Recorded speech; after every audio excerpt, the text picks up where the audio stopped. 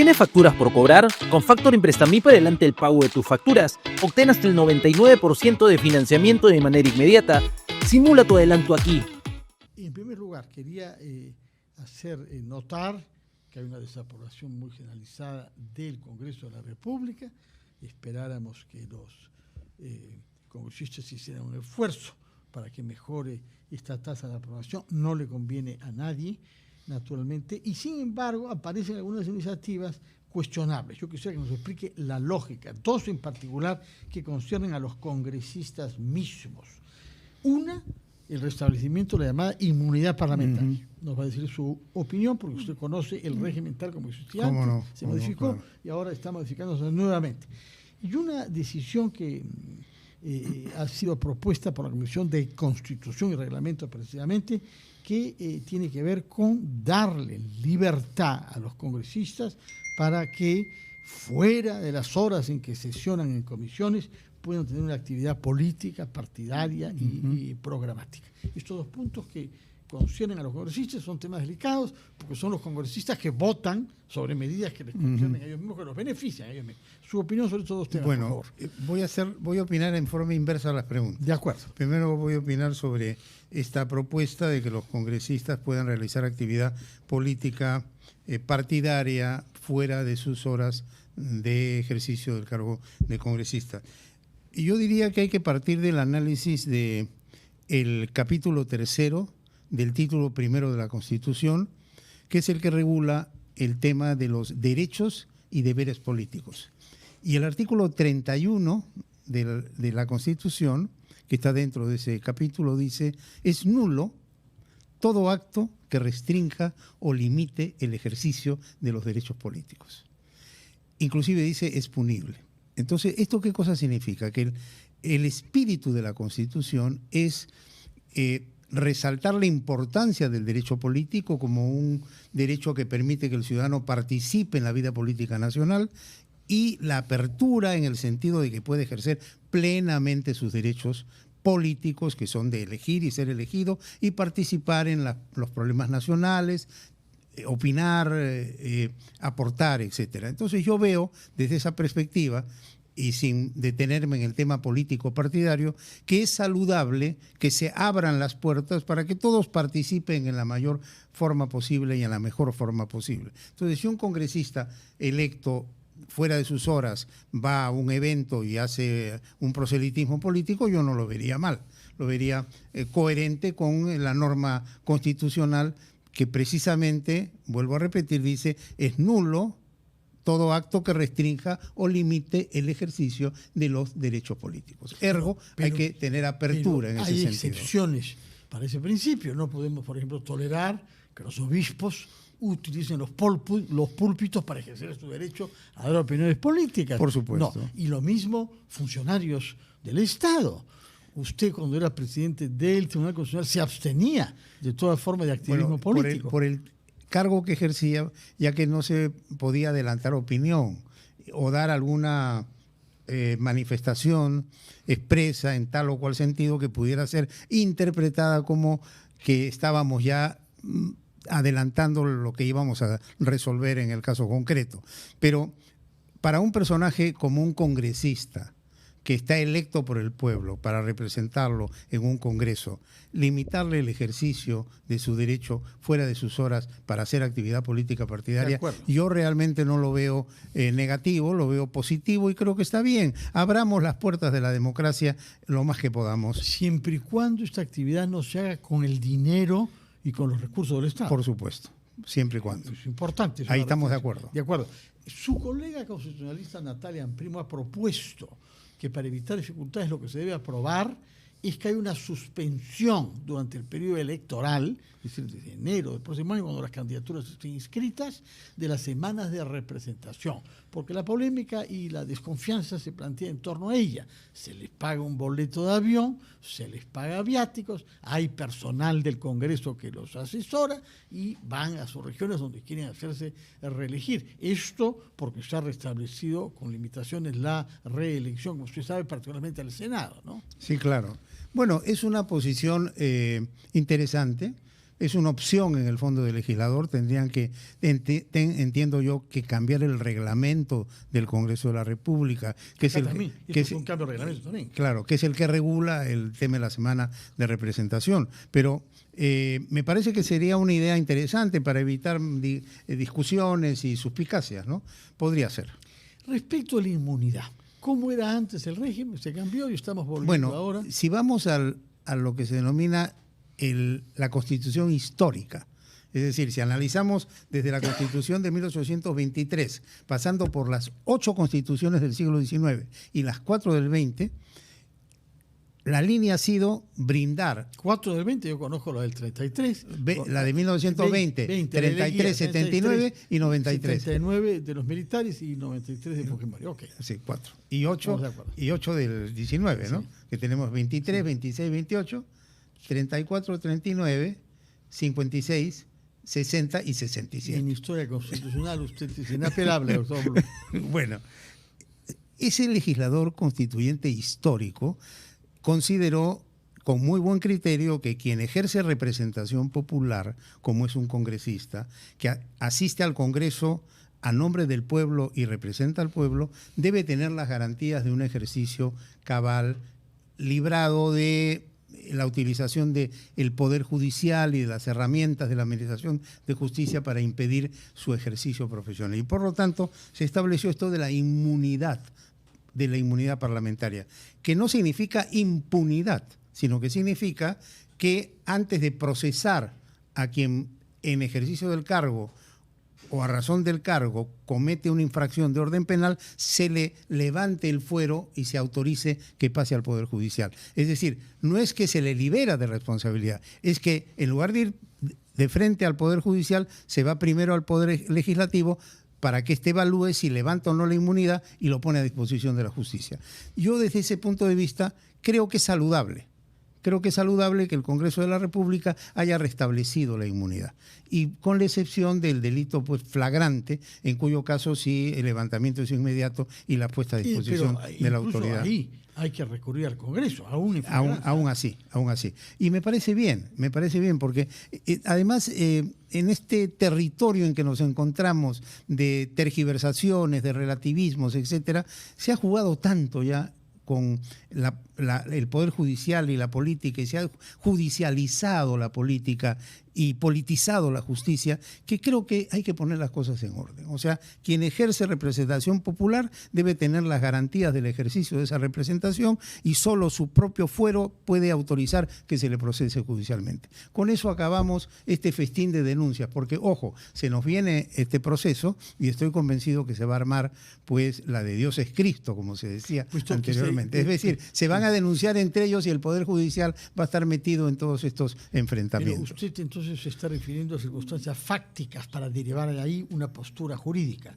Pero hay otras circunstancias fácticas, que hay una cierta tolerancia, hay un cierto blindaje de una serie de casos que han producido justamente la irritación que ha llevado a esta desaprobación. Usted conocerá mejor que yo muchos casos donde esperábamos que el Congreso autorice que la justicia investigue a ciertas personas denunciadas por casos de corrupción, por ejemplo. En este Congreso han habido hasta violaciones, felizmente que una de ellas ha sido sancionada. Está bien. En otros casos hemos tenido un laxismo, para no hablar de impunidad. Está bien, pero la lógica matriz es mantener el deber ser de las cosas y no ceder al deber ser por el ser de las cosas. No sé si me explico. O sea, mantengamos principios y valores. Quien ejerce representación popular debe tener una protección para no estar sujeto a cualquier tipo de maniobra que le impide el ejercicio de la representación parlamentaria a nombre del pueblo. Ahora, que han habido tergiversaciones porque un Congreso en algún momento no levantó la inmunidad y protegió, eso es un riesgo propio de la democracia. Pero no vayamos a desnaturalizar el principio por lo fáctico. De acuerdo. Recuerdo al maestro, a propósito, Alberto Peinador, que nos decía en el Colegio La Salle, donde tuve el privilegio de estudiar, si no actúas como piensas, terminas pensando como actúas. Es decir, si no respetamos principios y valores, terminamos justificando la inconducta que uno hace y construyendo principios y valores de acuerdo a la coyuntura. Y eso no le hace bien al país. Estos principios, estos valores a los que apela usted, ¿no lo hacen dudar un poco cuando ve el caso de los niños, por ejemplo? No, y la manera como han sabido, incluso con Pedro Castillo, ponerse de acuerdo no para me hacen protegerse. dudar, porque demuestran que el pueblo tiene que aprender. Esa es una lección para el pueblo. El pueblo no eligió bien. No, pero estos son axiopopulistas. ¿Eh? Está bien, pueden ser de cualquier partido. Sí. Pero el tema está que cuando un congresista abdica de su rol e incumple su representación y va contra los intereses del pueblo, es porque es un mal congresista. Sí. ¿Quién lo eligió? El pueblo. Entonces, esos casos tienen que ser una lección para elegir a buenos congresistas para que esa historia nefasta y negativa no se repita en el Perú. Pero lo que está pasando es que como no hay un grupo mayoritario, necesitan darse favores.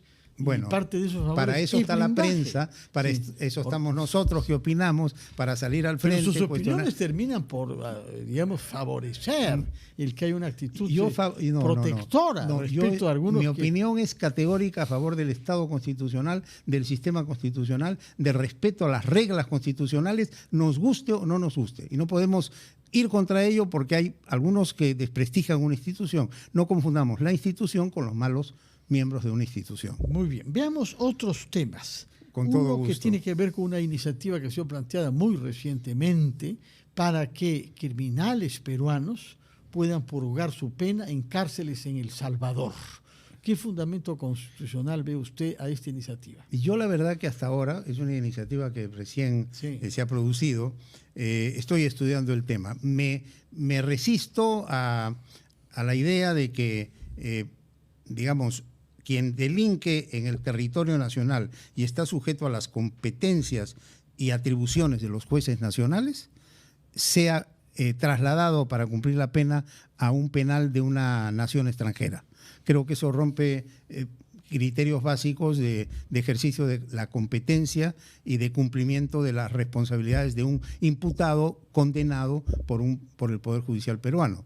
Creo que es un poco traído de los cabellos ese planteamiento, con el respeto que me merece su autor o sus autores, pero habría que estudiarlo un poco más. Yo la verdad, en particular, yo la verdad lo veo un poco inconsistente. Muy bien. Por otra parte, hay un tema genérico que tiene que ver con la actividad de los congresistas, es que han ido tomando la costumbre de tomar iniciativas de gasto, de una manera a veces sutil, votando por la creación de universidades, eso se supone que era un presupuesto, de crear distritos, algo que encanta a un cierto sector de los congresistas, o si no, decidiendo que el impuesto general a las ventas del 18% debía ser aplicado de esta y otra manera. Ese tipo de actitudes, ¿qué dice la Constitución? La Constitución, y le agradezco la pregunta, es clara y categórica que el Congreso de la República no tiene iniciativa de gasto. Porque justamente uno de los grandes cambios que trajo la Constitución de 1979 y reprodujo la Constitución de 1993 es el establecimiento de un sistema económico constitucionalizado que estableció reglas claras en el manejo económico. Dentro de esas reglas se terminó a partir de ese momento con esa iniciativa de gasto que tenía el Congreso y que motivaba normalmente un desequilibrio presupuestal, porque no obstante que el Poder Ejecutivo era el que proponía el presupuesto y este era aprobado por el Poder Legislativo dentro de criterios de equilibrio presupuestal, gastos previamente contabilizados, que no se puede gastar más de lo que se ingresa, etcétera, el Congreso creaba gastos y entonces desequilibraba el presupuesto y la economía era un caos. Eso se acabó con la Constitución del 79 y eso ha debido respetarse. ¿93 o 79? 79. 79. La de los militares.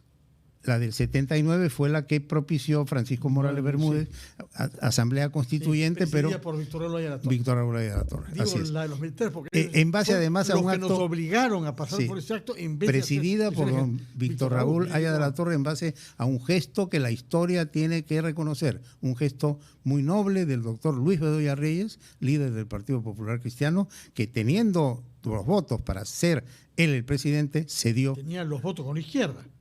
se dio. Solo no, hubiera bueno, tenido que ser apoyado por Hugo Blanco, Leonidas bueno, Rodríguez. Está bien, pero la democracia es un sistema de mayorías y minorías. Sí.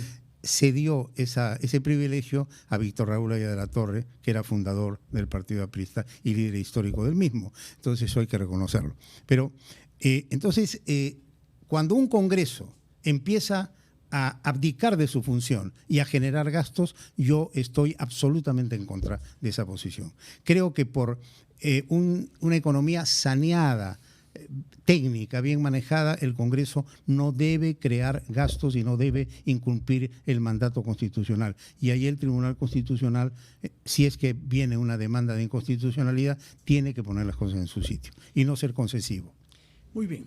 Otro tema que le concierne a usted como jurista es el de la reforma del sistema judicial. Existe una comisión parlamentaria ad hoc presidida por la congresista María del Carmen Alba. No sé si se ha reunido, si lo han convocado. Sí, me han convocado. Explíquenos, por favor, qué lineamientos propone usted, porque aparecen iniciativas como una de en estos días formulada por el Defensor del Pueblo para que los fiscales y jueces provisionales no sean ya nombrados por los titulares de la Fiscalía y del Poder Judicial, sino por la Junta Nacional de Justicia. Su opinión sobre el tema específico y sobre la reforma judicial en general. Hablando de la reforma, estamos trabajando con mucho empeño en ver qué planteamientos podemos llevar a cabo, o plantear, mejor dicho, al Pleno sobre este tema, que es un tema complejo y de larga data. Yo tengo la sensación que el problema, más allá de las normas y de los procedimientos, es un problema básicamente humano. Es decir, el Poder Judicial y el Ministerio Público, salvo honrosas excepciones, no dan la talla en nuestro país porque lamentablemente no llegan a estas instituciones los más calificados. No llegan los mejores estudiantes y los mejores abogados, sino llegan aquellos que no se abren camino en el sector privado. Y entonces las cosas tienen que cambiar. Pero ese cambio es un cambio a larga data. Yo creo que la idea de la congresista Echaíz de crear una escuela de la magistratura y crear toda una carrera para ser juez es interesante. Mientras tanto, creo que hay medidas que pueden ser inmediatas y que deben implementarse con carácter de urgencia. Una de ellas es terminar definitivamente con la provisionalidad. La provisionalidad es uno de los grandes dramas del Poder Judicial, porque tenemos, por ejemplo, la Corte Suprema, que debe tener 50 titulares, tiene 18 titulares. ¿Por qué debe tener 50? ¿Quién establece este número? Por el número de salas, por el número de procesos, por la cantidad de movimiento que tiene el Poder Judicial. Hay reglas y criterios que establecen cuántas salas hay en la Suprema y cuántos integran cada sala, que son por lo menos 5 magistrados, y entonces eso da un total de 50. Pero solamente 18 son titulares. Los demás son provisionales.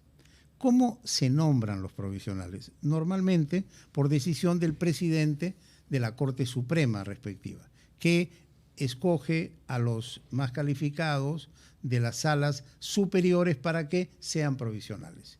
Y con esa metodología usted saca magistrados de las Cortes Superiores y los lleva a la Corte Suprema. Magistrados que todavía no deben estar en la Corte Suprema porque están en media carrera y están haciendo méritos para llegar a la Corte Suprema. Y luego deja usted incompleta la Corte Suprema. Entonces, ¿de dónde saca la Corte Superior? Perdón, ¿de dónde saca a los reemplazantes a nivel de la Corte Superior? De los juzgados. Entonces empieza usted a nombrar jueces que son titulares como jueces superiores. Y deja usted sin jueces a los juzgados de primera instancia. ¿De dónde los saca? De los famosos supernumerarios, que son reemplazantes. Entonces tenemos un poder judicial integrado en un gran porcentaje, yo diría en un orden del 65 a 70% por provisionales. ¿Cómo se puede resolver? ¿Cuál es la propuesta? La propuesta, lo que los presidentes nos han dicho acá, esto es un tema de presupuesto. Si el ministerio no nos da el dinero, no podemos crear la Junta Nacional de Justicia tiene que completar el nombramiento de todos los titulares de la Corte Suprema. Porque lo que ocurre es que si un juez no tiene estabilidad. Sí, no, estamos de acuerdo. Que es No lamentable. tiene autonomía e independencia. sí. Y fíjese lo que ocurre en los Estados Unidos de Norteamérica, que es algo que hay que tenerlo en cuenta. Ahí, para llegar a la Corte Suprema de la República de todos los Estados Unidos, hay que recorrer un largo camino, pasar una serie de requisitos, pero el que llega a la Corte Suprema... Pero no es un camino profesional, porque hay algunos académicos que saltan. así es, no hay así que haber es. hecho todo el camino Así es, profesional como exacto, acá. Sí. exacto. Pero el que llega a la Corte Suprema llega de por vida. Sí. No lo pueden sacar. Tiene un excelente sueldo, Sí. tiene pensión cuando se Autonomía, retira. aún frente a Autonomía, Donald Trump. entonces, aún frente a Donald Trump. Entonces usted tiene supremos premunidos de toda la fuerza para ejercer con autonomía e independencia duda, su sí. cargo y no ceden ante nadie. Y según dicen, tienen también el derecho a la ingratitud. Y tienen, claro, Derecho a la ingratitud, eso es se decir, llama el deber de ingratitud. a ver, el explíquenos deber ese de ingratitud. concepto. Es decir, yo no tengo por qué deberle a quien me eligió como Trump. supremo, O al Senado. así es, nada para retribuirle ese voto. El deber de ingratitud me obliga a ser ingrato con quien me eligió, si es necesario, porque primero está mi conciencia. Ahora explíquenos, pasando a lo concreto, porque se dice sobre los... ¿Pero qué le parece esa fórmula norteamericana? No, está bien. He escuchado decir que no se equivocan nunca y mueren rara vez. ¿Será Así verdad? es, así es. No, y solamente se retiran o porque, bueno, fenecen o fallecen o porque se enferman y pierden el Algunos han razonamiento, renunciado, o algunos renuncian. Como la famosa jueza Sí, pero, hace unos años, ¿no? pero eso les da pues una autonomía tremenda. Ahora, para llegar ahí es un camino muy, muy Sí, difícil. sí. Ahí llegan los grandes patricios Ahora, de la sí. democracia. Ahora, dígame una cosa. ¿Cómo han habido también algunas personas menos patricios que esos, ¿no? Algunas personas, Ha habido de todo, sí, pero con es problemas que con somos alcohol humanos. y Pero- con el abuso de bueno, mujeres. pero hemos visto ponderemos al lo- juez Clarence Thomas y a otros. ¿Sabe? Usted los Pero conoce mejor que yo. ponderemos lo positivo, pues Sí, no sí. caigamos Es en... su tendencia, ver todo positivo y Yo no creo ver que sí. el ripio de la vida real. Y eso Por no le supuesto, gusta es mucho. que el país necesita positividad. Yo por eso... Pero por eso lo invitamos, doctor Blum. Pero yo veo algunos que ven todo negro y oscuro y digo, pero si el Perú tiene tantas posibilidades, tenemos que verlo con entusiasmo. Al menos yo Bueno, soy un entusiasta nato y neto. No, tanto es entusiasta que algunos están voceándolo como candidato para Yo las elecciones. candidato a nada, porque yo ¿Por qué no, no? porque he declinado a todo, no quiero No, nada. Pero a lo largo de su vida usted ha tenido... Antes he tenido alguna participación, pero hace muchos años decidí, como una decisión de por vida, dedicarme a lo profesional y académico, y desde mi trinchera profesional y académica yo seré un peruano que aportaré mis ideas O y sea, mis que ha opiniones. desoído las voces que lo querían tentar. Totalmente. Para mí la algún- política ya es un capítulo cerrado. Bueno, ¿se puede saber quién es el que lo ha querido tentar? Me han tentado de 5 partidos, en honor a la verdad, sí. Es bastante, ¿ah? Sí, de 5 partidos. Y a todos, con todo respeto, les dije, les agradezco muchísimo y declino. No quiero participar en política. Bueno, porque tendría que renunciar a algunos de los ejercicios profesionales como la defensa de Dina Boluarte en el caso famoso del conflicto de competencia. No, ¿no? es que estoy en una etapa de mi vida en que valoro mucho mi autonomía y mi independencia. Si Dios me ha dado la oportunidad de llegar a la edad que yo tengo, que es alta, y de haber sido presidente del Tribunal Constitucional y tener experiencia, creo que aporto más a mi país dando mi opinión en forma autónoma e independiente. Si es que viene, ¿ah? Si es que va usted a los medios. Se Y enfrenta voy, a claro, periodistas y voy, y estoy ahí, que por no le supuesto. dicen sí a todos, Y sino por que ejemplo, buscan- emprendí pues una campaña que se va a traducir en un libro, que va a salir seguramente en unos 10 meses más, que se llama El cáncer caviar, en donde voy a demostrar al país lo dañino que es Caviar, este usted mezcla relativismo. Una patología con el nombre de un animal. Mire, eso es un poco jurídico, ¿no? sí. Animalizar a sus adversarios, a que no piensa como usted, atribuirles Es una que patología. voy recurriendo a Marta Hildebrand, que en paz descanse, voy al concepto peruanizado de caviar, que es aquel que relativiza conceptos y se yergue como revolucionario y de izquierda cuando Pero- es un revolucionario del Pero champán y del café. el cáncer es una manera jurídicamente adecuada de denominar Bueno, a los que no piensan como usted. Bueno, es mi opinión. Yo respeto a quienes discrepan y me critican. Al contrario, aliento la crítica. Puesto que le hemos mencionado, ¿en qué se halla el proceso competencial en el que que la señora presidenta Dina Boluarte presentó, y hay otro tema en el que usted actuaba como abogado, me sí, parece. pero yo en ese competencial yo no estoy defendiendo a la señora Boluarte. Yo solamente en un habeas corpus, sí, y ad honorem, y ad honorem, famoso, ¿no? y lo aclaro, ad honorem, sí, sin haber recibido nada del pero Estado. no avanza mucho todavía en el TC, ¿no? Está pendiente de resolución. El competencial también está pendiente de resolución, ya se han dado los informes orales y vamos a ver, yo creo que es muy necesario que el Tribunal Constitucional siente la interpretación adecuada de los alcances del artículo 117 y del tratamiento que debe merecer quien ejerce la presidencia de la República. Muy bien, muchas gracias.